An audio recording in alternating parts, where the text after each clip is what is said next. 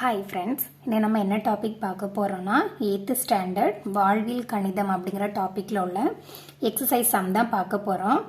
Exercise 4.5ல் உள்ள 4வது சம்மும் 5வது சம்மும் பார்க்க போகிறோம். சம்ம பார்க்கலாம்.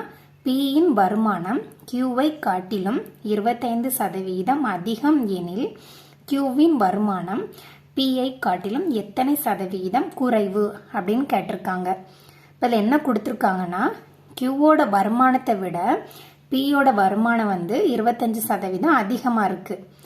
அப்படின்னா கியூவோட வருமானம் பியை விட எத்தனை சதவீதம் கம்மியாக இருக்கும் அப்படின்னு கேட்டிருக்காங்க. ஆனால் அவங்களோட வருமானம் எதுவுமே மென்ஷன் பண்ணலை. அதனால் நம்ம என்ன எடுக்கிறோன்னா, கியூவோட வருமானத்தை இந்த கியூவின் வருமானத்தை நம்ம 100 ரூபாய் அப்படின்னு எடுக்கிறோம். இப்போ கியூவோட வருமானம் 100 ரூபாயா இருந்துச்சுன்னா பியோட வருமானம் என்னவா இருக்கும்? கியூவை காட்டிலும் அது 25% அதிகம்னு கொடுத்துருக்காங்க. அப்போ கியூவோட வருமானம் 100 ரூபாயா இருந்துன்னா பியோட வருமானம் அதை விட 25% அதிகமாக இருக்கும். அப்போ பியோட வருமானம் என்னவா இருக்கும்? 125 ரூபாயா இருக்கும். 100 ரூபாயில 25% எவ்வளோ?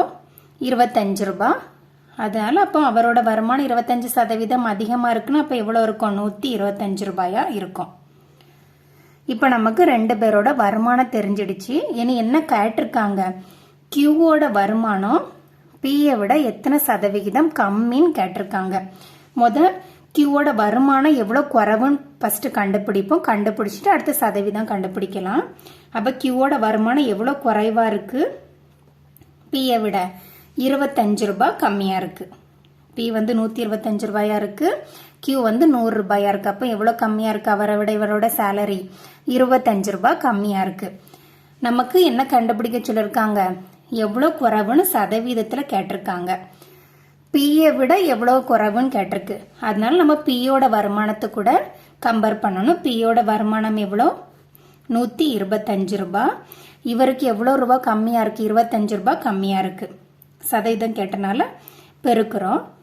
என்ன கேன்சல் பண்ணலாம். 25 டேபிள் கொடுத்தோன்னா என்ன வரும்? 5 ஒரு 5 5 இது 0. அப்போ எத்தனை சதவீதம் அவருக்கு குறைவா இருக்குன்னா 20%. அப்போ கியூவோட வருமானம் பியை காட்டிலும் 20% கம்மியா இருக்கு. இப்போ இந்த மாதிரி சதவீதம் அந்த மாதிரி சம் கொடுத்தாங்கன்னா நமக்கு ஒரு வேல்யூ தெரியாட்டா நம்ம 100 அந்த மாதிரி எடுத்து நம்ம பண்ணனா ஈஸியா இருக்கும். அதுக்காண்டி தான் 100 ரூபான்னு எடுத்து பண்ணிருக்கு. இது உங்களுக்கு அண்டர்ஸ்டாண்ட் ஆயிருக்கும்னு நினைக்கிறேன். நம்ம இனி நெக்ஸ்ட் சம்முக்கு போகலாம். நெக்ஸ்ட் சம் என்ன கொடுத்துருக்காங்கன்னா, வைதேகி 2 சேலைகளை தலா ரூபாய் 2200க்கு விற்றால் ஒன்றின் மீது 10% லாபத்தையும் மற்றொன்றின் மீது 12% நட்டத்தையும் அடைந்தால் எனில் சேலைகளை விற்றதில் அவளின் மொத்த லாபம் அல்லது நட்ட சதவிகிதத்தை காண்க அப்படின்னு கேட்டிருக்காங்க. அப்ப இதுல என்ன கொடுத்துருக்காங்கன்னா, வைதேகி அப்படிங்கிறவங்க 2 சேலைய 2200 ரூபாய்க்கு வித்திருக்காங்க. ரெண்டையுமே தனித்தனியா 2200 ரூபாய்க்கு விற்றிருக்காங்க. அதுல ஒண்ணுக்கு அவங்களுக்கு 10% லாபம் கிடைச்சிருக்கு, இன்னொன்னுக்கு 12% நட்டம் கிடைச்சிருக்கு. அப்படின்னா அவங்க வித்ததுக்கூட லாபம் அல்லது நட்ட சதவீதம் காண்க அப்படின்னு கேட்டிருக்காங்க. இந்த சம்ல என்னன்னா, அவங்க விற்ற விலை தான் கொடுத்துருக்காங்க. அவங்க எவ்வளோ விலைக்கு அதை வாங்கி வித்தாங்க அப்படிங்கிறத நமக்கு கொடுக்கல.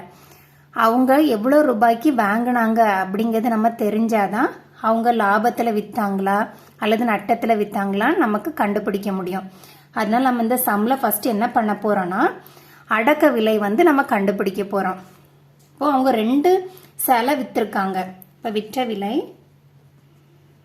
எவ்வளோனா, ஒன்று 2200, இன்னொன்று 2200. அப்படி ரெண்டனும் 2200 வித்திருக்காங்க. அப்போ மொத்தமாக அவங்க எத்தனை ரூபாய்க்கு வித்திருக்காங்க?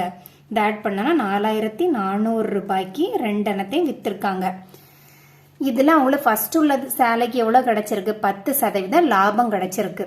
அப்போ இந்த இதை வச்சு அவங்க அந்த சேலைக்கு எவ்வளவு ரூபாய் கொடுத்து அதை ஃபர்ஸ்ட் வாங்கிட்டு வித்திருக்காங்கன்னு நம்ம கண்டுபிடிக்கணும். அதனால சேலையோட அடக்க விலை நம்ம கண்டுபிடிக்க போறோம். அதுக்கு ஃபார்முலா என்னன்னா, விற்ற விலை இஸ் ஈக்குவல் டு 100 பிளஸ் லாப சதவிகிதம் டிவைடட் பை 100 இன்ட்டு அடக்க விலை. இதான் அதோட ஃபார்முலா. இதை யூஸ் பண்ணி நம்ம அடக்க விலை கண்டுபிடிக்க போகிறோம். இப்போ நமக்கு விற்ற விலை தெரியும். ஃபஸ்ட்டு சேலை எவ்வளோ ரூபாய்க்கு விற்றுருக்காங்க? 2200. இப்போ 2200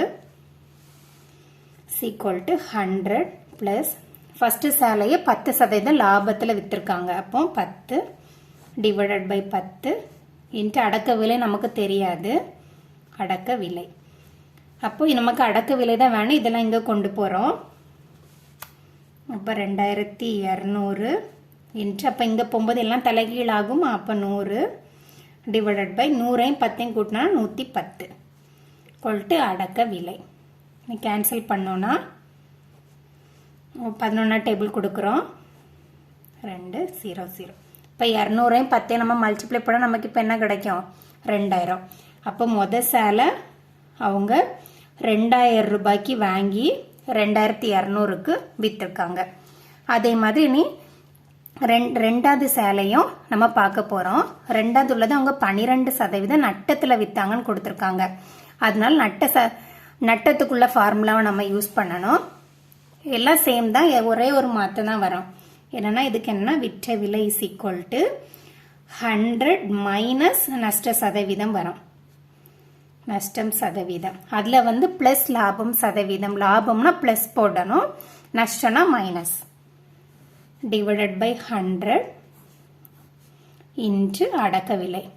இதுவும் சேம் தான். அவங்க எவ்வளோ ரூபாய்க்கு விற்றாங்க? 2200 ரூபாய்க்கு விற்றாங்க.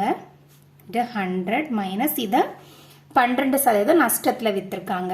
இப்போ 12 பை 100 அடக்க விலை நமக்கு தெரியாது.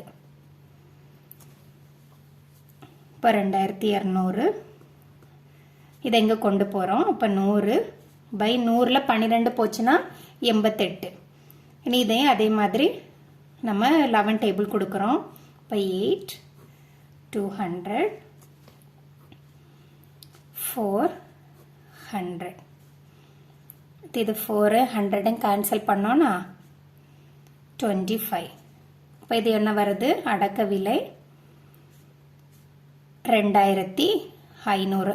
அப்போ இந்த சேலை அவங்க என்ன பண்ணியிருக்காங்க? 2500க்கு வாங்கி தான் 2200க்கு விற்றுருக்காங்க. இப்போ நஷ்டத்தில் விற்றுருக்காங்க.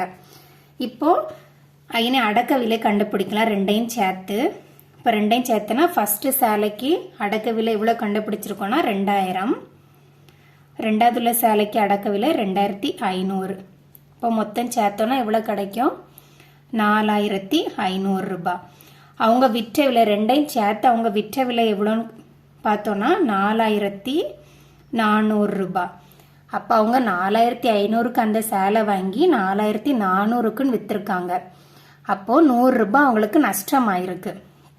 அப்போது இதில் என்ன கொடுத்துருந்தாங்க? இந்த சம்மில் அவங்க மொத்தமாக லாபம் அல்லது நஷ்ட சதவீதம் காண்கன்னு கேட்டிருந்தாங்க. இப்போ நம்ம அவங்க லாபம் அடைஞ்சாங்களா நஷ்டம் அடைஞ்சாங்களான்னு ஃபஸ்ட்டு கண்டுபிடிச்சோம். அவங்க நஷ்டம் தான் அடைஞ்சிருக்காங்க. எவ்வளோ ரூபாய்? 100 ரூபாய் நஷ்டம் அடைஞ்சிருக்காங்க. இனி இதுக்கு நஷ்ட சதவிகிதம் வந்து கண்டுபிடிக்கணும். அதுக்கு ஃபார்முலா என்னன்னா, நஷ்ட சதவிகிதம் இஸ் ஈக்குவல் டு நஷ்டம் டிவைடட் பை அடக்க விலை இன்ட்டு 100%. இனி நமக்கு வேல்யூலாம் சப்ஸ்டியூட் பண்ணால் போதும். நஷ்டம் எவ்வளோ அவங்களுக்கு கிடச்சிருக்கு? 100 ரூபாய் நஷ்டமாயிருக்கு அவங்களுக்கு. 100 ரூபாய் டிவைடட் பை அடக்க விலை எவ்வளோ? 4500 இன்ட்டு 100. கேன்சல் பண்ணால் 0 0 கேன்சல் ஆகும். 5 டேபிள் கொடுத்தோன்னா 9. இது வந்து 20. ஏன்னா இது ரெண்டும் கேன்சல் ஆகாது.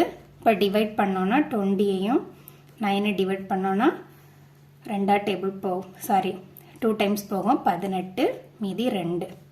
இப்போ எவ்வளோ நஷ்டம் ஆயிருக்குன்னா 2 பை 9% அவங்களுக்கு நஷ்டம் கிடச்சிருக்கு. நமக்கு மொத்தமாக லாபம் அல்லது நஷ்ட சதவீதம் தான் கேட்டாங்க.